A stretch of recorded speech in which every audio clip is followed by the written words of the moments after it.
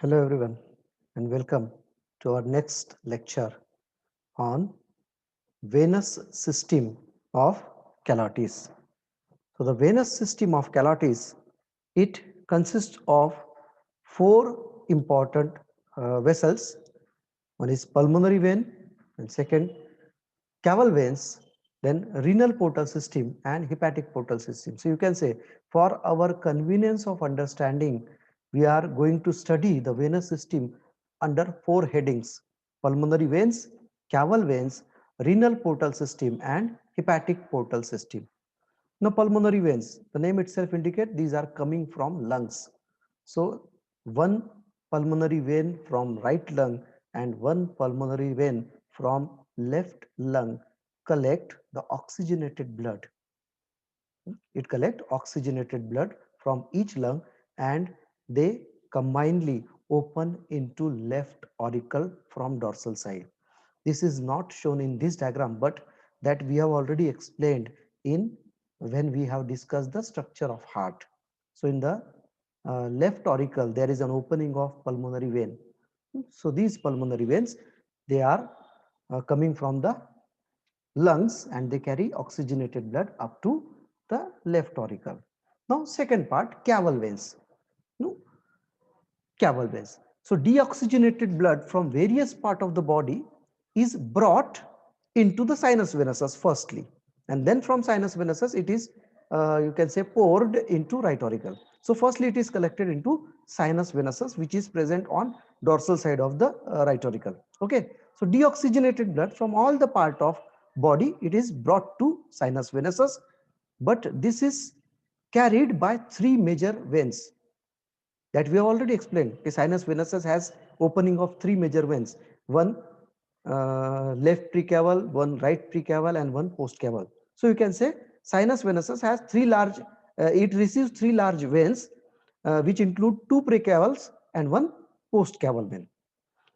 Each precaval vein is, again you can say here in the diagram, each precaval, left and right precaval, it is formed by union of three veins. Okay, 1, 2 and 3. So it is formed by union of three veins. Now which are these three veins? One is internal jugular, here you can see here. Okay, this one internal jugular, this one is external jugular, and third one is subclavian. So each precaval vein on right side and on left side, each precaval vein is formed by union of three veins: one internal jugular vein, one external jugular vein, and one subclavian vein.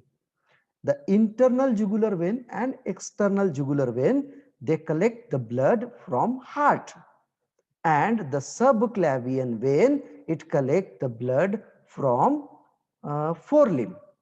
Okay, but in addition to this, the right precaval vein also receive one branch called azygous vein, and this azygous vein, it collect the blood from thoracic wall. Okay, the postcaval vein, now this postcaval vein, it starts from this caudal vein. Okay. So postcaval vein is formed by union of, sorry, postcaval vein here is formed by union of these two right and left efferent renal veins.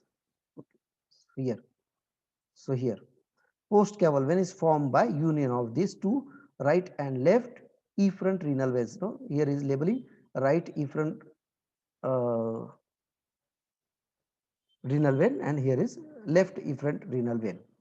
So these two efferent renal veins, they collect the blood from kidney, because the name itself, it is efferent renal, so it collect the blood from kidney. But these two veins, they unite together to form postcaval vein. But before uniting these two, that means right efferent renal and left efferent renal, these two veins, they receive these genital veins.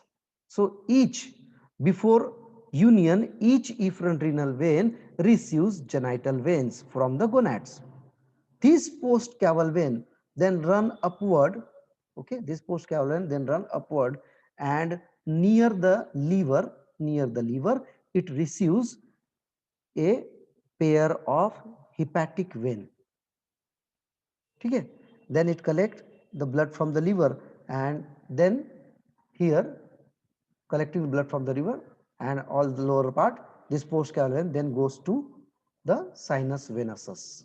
Okay, and pour the blood into sinus venosus.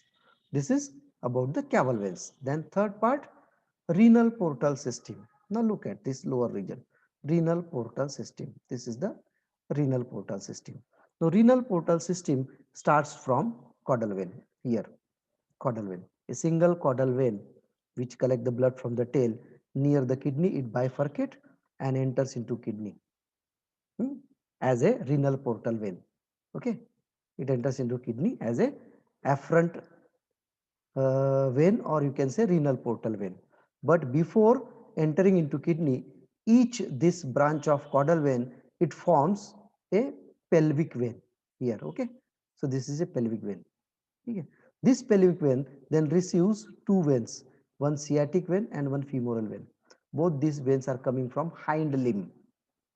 Okay, then these pelvic veins